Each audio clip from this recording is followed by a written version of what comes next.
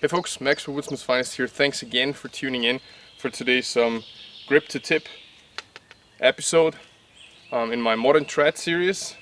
I'm pretty glazed today. I can't even tell you how humid it is in the last, I don't know, week. Sometimes it's just blazingly hot and humid, and today it's kind of hot and humid. So that's the two choices we have.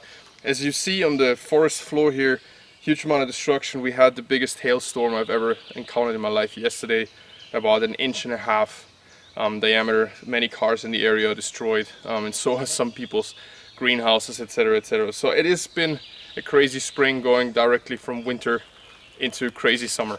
So not too much rambling. What are we looking at today? I wanted to go ahead in the chronological order, so to say, how I picked up the bows after my hiatus. Shot for about 10 years, loved archery, all that, 15 years probably, and then just got out of it because I got so frustrated about many things, about my shooting, etc., etc. And so with the push, 2016, 2017, I got back into it, and I went on a little bit of a bow buying spree. Now, the first ILF rig that I ever bought, after being really intrigued by it, was this very bow here. What are we talking about today? This is a Vaporizer by VPA, Vantage Point Archery, made in the USA. It came with these limbs. They're also branded by VPA, but as far as I know, they're made by Sky Archery, Jim Belcher, possibly one of the most iconic bow builders in the US alive today. And so it's a very interesting combo. Now, before I want to get into any of the other stuff, I bought this bow in 2017, used. I think it was probably from Leatherwall as well, bow site. I have no affiliation to the company, neither VPA nor Sky. So we're just going to go over the specs, and then we're going to go right into the grip to tip. And with every step along the way, I would like to share my point of view on these kind of things. I just want to really emphasize on that it's my point of view, but I'm trying to back my opinions with experience and reasoning. So I think there's quite a lot of interesting and good features in this bow, and there's a couple things I don't like too much about it. The last thing I want this series to be is another channel where someone is just holding up a product into the lens, saying how great it is and how good it looks and how much it shoots, where it points, because none of that is actually information that is valuable to me. So let's get right into it and talk about the specs for a second. This is a 13-inch aluminum riser. We've got longbow ILF limbs. ILF standing, as you probably know by now, for International Limb Fitting. It's a system that was originally designed for Olympic archery to make more different materials compatible to each other. Now, these are long limbs on a 13-inch riser, which means we've got a 58-inch bow overall. Now, these limbs are marked on this riser. Usually ILF limbs are very often marked on a 25-inch riser, which is an important detail, but these were made for this bow, as I understand. So they are marked 45 pounds at 28 inches on this riser. I measured them at my draw, which is 27 inches. And I get right to 42 pounds, which means that they probably hit weight pretty much spot on at 28 inches.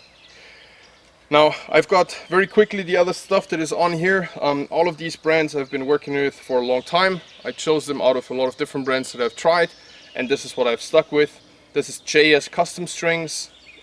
This is a Spectra 652 string, 18 strands as far as I understand. I think it's 14 actually, sorry. Out of Australia. I have his strings on all of my bows for a good reason. I'm running just some cat whiskers on here, mounted at 1/4 of the length of the string, which is a measurement that has worked for me very well.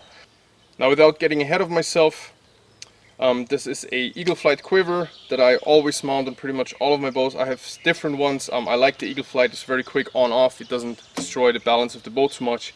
It's very compact, and I've used it. This one here is, I think, 10 or 11 years old. So that much for the specs of the bow.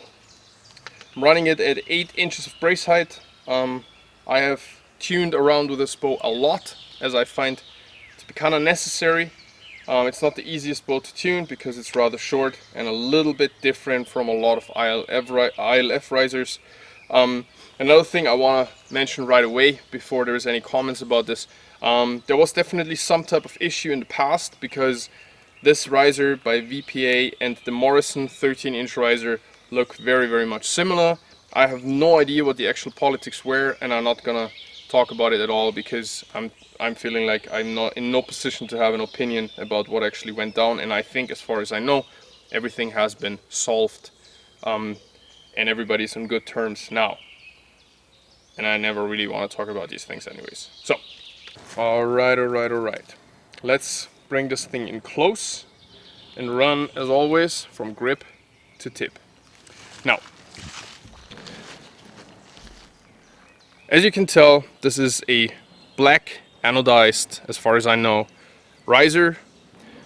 The anodizing of this riser, in my opinion, is great. It is very durable. I'm definitely not babying the things I'm using, and this one is very good. Of course, there's a couple of spots where it comes off a little bit, but if you would know how I deal or how I treat my stuff, then you would be probably amazed at how it looks right now. Now, just let's go through a couple of the things it has. We do have bushings or threaded holes for a quiver. In this case, I would say you can, of course, as well put a sight on here. The sight window of this bow is not the biggest, of course. I would say it's about 3.5 inches, something like that, which is understandable because the overall bow is 13, or the overall riser length is 13 inches, which is about the shortest I've ever seen. And they're hard to come by, risers in this length, but they have a specific place that I'm gonna be talking about. Now, other than that, what is really interesting about this riser is that it does have something like a triangular shaped shelf. So right off the bat, you're basically getting something like a small resting area for your arrow, as I am running it right now, and it is kind of made to be run is with a bolt or a plunger that is very low down. So you can actually run this with a plunger, as far as I'm understanding, but I've been running it with a bolt like that successfully. Very easy to tune, center shot. Now, what else about it? We've got no stabilizer hole anywhere. So on a bow like this, 58 inches, I'm not saying that it's necessary. I always do like the option to have this. I understand you could basically run a bow fishing reel, I think, out of these two threaded holes, but I still like having usually something, but there's not really a space or place to put that, so I really understand that they didn't put it in. Now, it comes with a Jaeger grip. This one is a medium height. Jaeger grips are not my favorite. You also see that there's one screw missing. The reason for that is that I actually want to show you this bow without the grip on, because I think this is probably my favorite bow of all times to run just off the riser.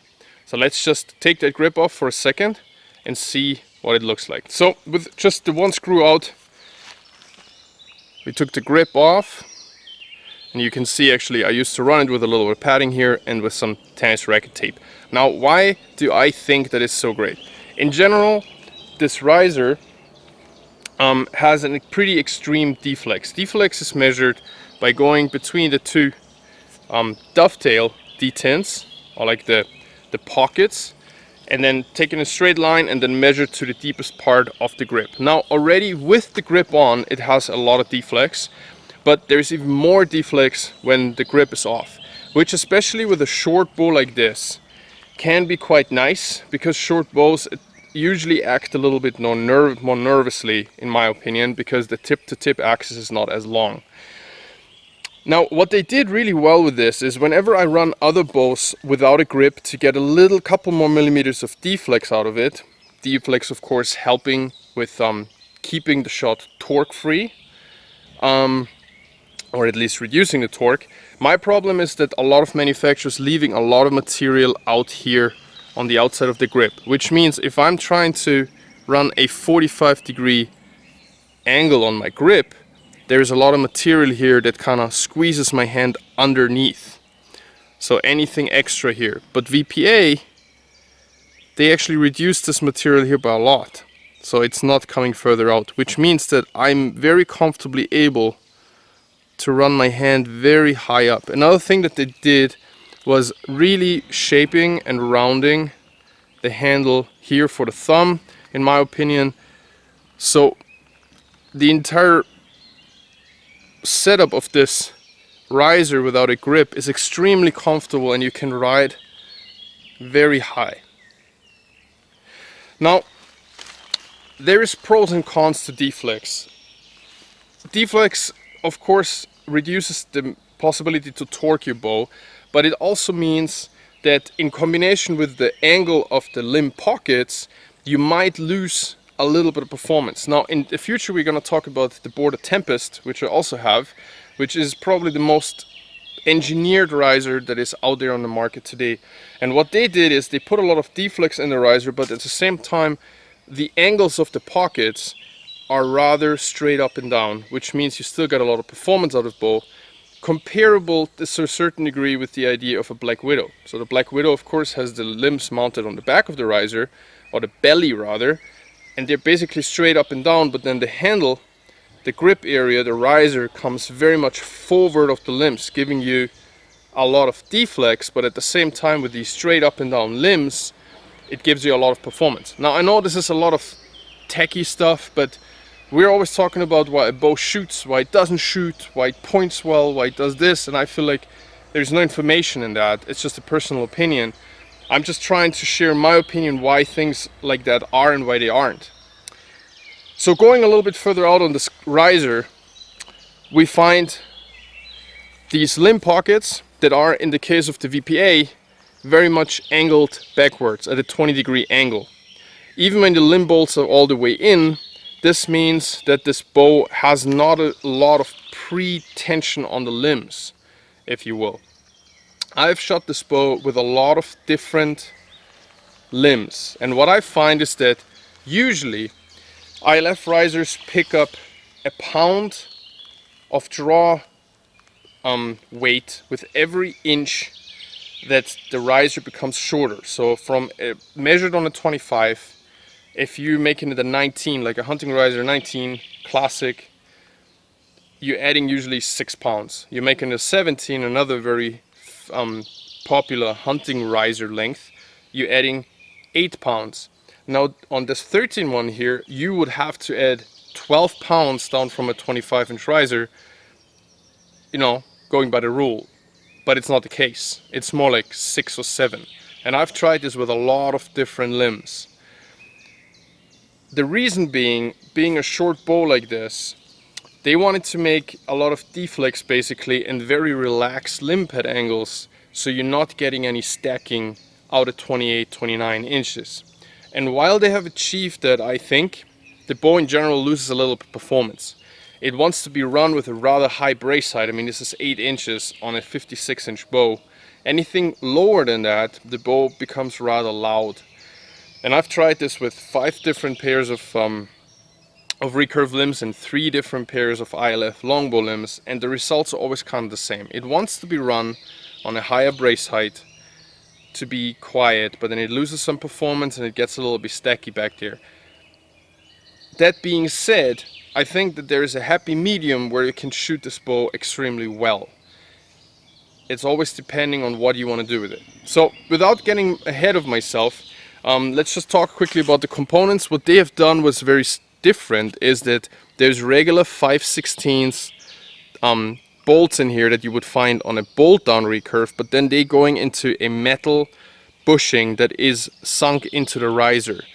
And then it is actually held in place, rather than with a set screw from the back, it is held in place with a little set screw from the side. I'm not sure that this is my favorite solution for that. My favorite solution is actually the same size of Allen key from the bolt and then with a set screw from the back. So I don't have to fiddle around with 5 different Allen keys whenever I want to set something up on a bow.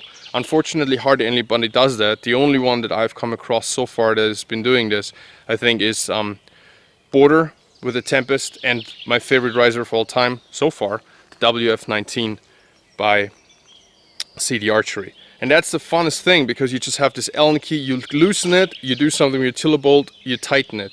There is no going around with 15 different Allen keys just in order to set something up. That being said, they are at least consistent between that set screw of the tiller bolt and the set screws of the lateral limb adjustment. Now all of the components in here are stainless steel and they're sunk into the aluminum, and I am pretty happy with them so far. But I think there could have been a better solution on that part, because I think that it's an industry standard to have a good set screw from the back, and it is by far the most bomb-proof thing you can do. That being a hunting riser, I would have liked to see that. Now the limbs. And I probably forgot something about the riser, but so far so good. The limbs are made, like I said, by Sky Archery for VPA. They're also made in the USA. They're made and designed by the icon that is Jim Belcher. And I think, as far as I know, these might have been some of the first ever designed ILF longbow limbs. So the design is very different from what is available today by Centaur or by Dryad or by Das. They're actually pretty wide. They're every bit as wide here as a recurve limb, and then they have a very extreme taper to the tips.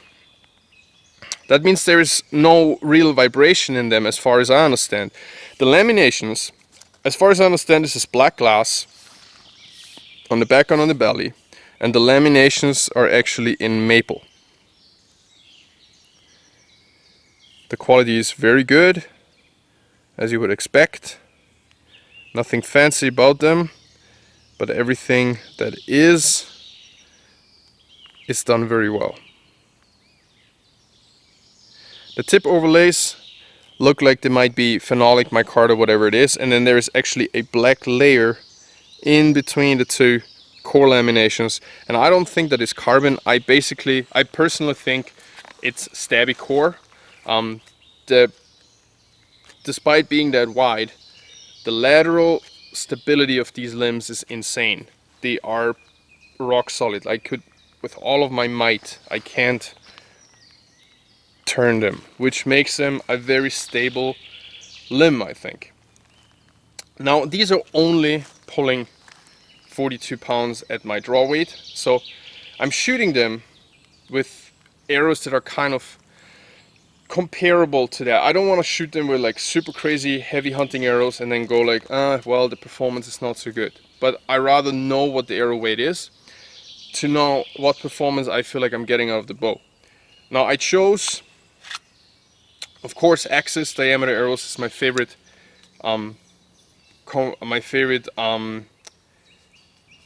compromise. Sorry, sometimes I just have a brain hiccup. My favorite compromise. I'm shooting them, of course, with top-it components, with a collar and a hit insert.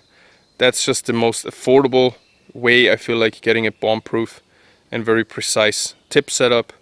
Been shooting top-it for 15 years, and despite trying other stuff out, I've never seen a reason why I would ever change. On the back, I'm running wild fletching, natural turkey feathers, water repellent, all the good stuff. I've been talking about these a lot for a good reason.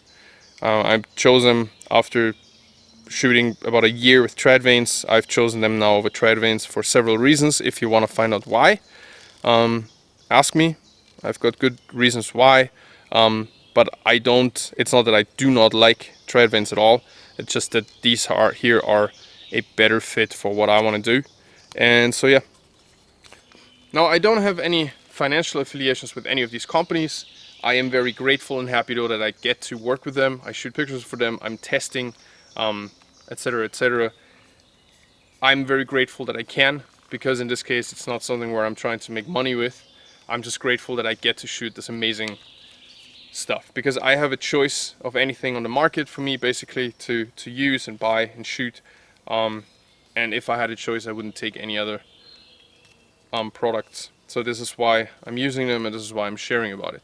As simple as that.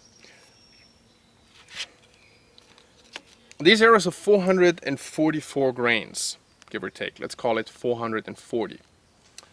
So that means that I'm shooting about 10.5 grains per pound on the bow. And I have to say that the performance is very solid. It's not gonna win any speed contests, which I'm really not about, but I have a nice and flat trajectory. I feel like the bow is very quiet when set up right. It's easy to get quiet, but it is not as easy to tune as a lot of bows that I've had in the past. I think what this bow is really struggling with a little bit is, or not struggling, it's the wrong way of saying it. I think you gotta know what the purpose of your bow is before getting something like that. Usually when it's a short bow, you would say, oh, that's great for someone with a little bit of shorter draw. Not really, because of the relaxed limb pad angles in this particular bow. It means that you're only getting really to some type of performance once you're drawing it back to your 27, 28. Because before that there's hardly any tension really in the limbs, or not hardly any, but there is a lot less. So this bow is really made for someone with a 27, 28, 28.5 inch bow. If you're going out with the limb bolts a little bit, you're probably gonna get hardly any stack with the right limbs, etc, until 29. But this is not a bow in my opinion for someone with a 30-inch draw. Now this bow here is definitely something that has its place. What I mean by that is it is a very specifically designed bow, in my opinion, for hunting in an environment where you don't have a lot of space. Maybe it's a tree stand, maybe it's some type of blind, ground blind. It is extremely nimble. It is very easy to maneuver in the bush. Is this a bow that I really like shooting with my aiming style, holding a long time in a competition here in Austria out to 40-45 meters? Not necessarily, but that is also me putting it, in my opinion, in the wrong purpose, in the wrong function. I think that this bow is excelling at being very maneuverable and very practical at hunting ranges between, I don't know, 10 to 20 meters, something like that. That's where it is fine. This is where it comes in handy. This is where it really points well. I mean, the design of this bow is something about 4,000 years old, because the reason I also got it in the beginning is that this is basically exactly what the Egyptian pyramid or angular bow looked like. If you don't know about the Egyptian angular bow, look it up and you know exactly what I mean. It was an extremely short composite bow, very reflex deflex, basically in a strung up position. It was basically a triangle just like that, with a lot of deflex, with very much relaxed wedges or limb pad angles coming out of the riser, which it didn't have, of course, but you know, the idea was there. So in that regard, it is meant to be shot, I feel like, at a shorter distance. Now, me shooting with an aiming system, it's different from someone who is literally pointing and shooting instinctively. I think this is a great bow for that, because especially also without the grip, it has such a handle forward grip position, such a deflex grip position, that I very much get how you would be able to point it and shoot it very instinctively with the pointing. Now folks, I probably forgot to say a couple things that I really wanted to say, and this video is again much longer than I wanted it to be, but I feel like this Grip to Tip series is supposed to really go over these bows that I have in my current collection, also before some of them will go back out on the market and find new owners that maybe use them more than I do. So I just wanted to take this opportunity to show you this bow here, because it's something rather special. I feel like it has a special purpose. I do think that it is a great solution for this particular purpose or challenge. There is a few things about it that I would definitely change. Comparing it to bows of all type of other making, different risers, is difficult in my opinion, because it is so short. It has a very extreme deflex. It has very relaxed limb pad angles. But I think with the right limbs, with the right draw weight, anything out to 28.5, maybe 29 inches, if you choose light limbs that really, you know, draw well out there. This could be a great hunting bow. Very solid paint, comes in several different paints, and I think it's a good solution for that, especially if you try to use ILF rigs with maybe having 1 or 2 pairs of limbs and having several risers, and the limbs will behave differently on every riser. So thank you very much for watching. Check me out please on woodsmansfinest.com, on Instagram as well, with all of my wood carving stuff, my tools, etc, etc. Let me know what you think about these videos. Let me know what you would change. Trying to keep it honest, keep it straightforward, not too much this is great, buy this, buy that. Maybe a little bit of food for thought, watching a couple of arrows fly and having something to watch on those rainy days maybe when you would love to be on the range but you can't. Right folks, thanks a bunch. I'm gonna catch you next time. Cheers.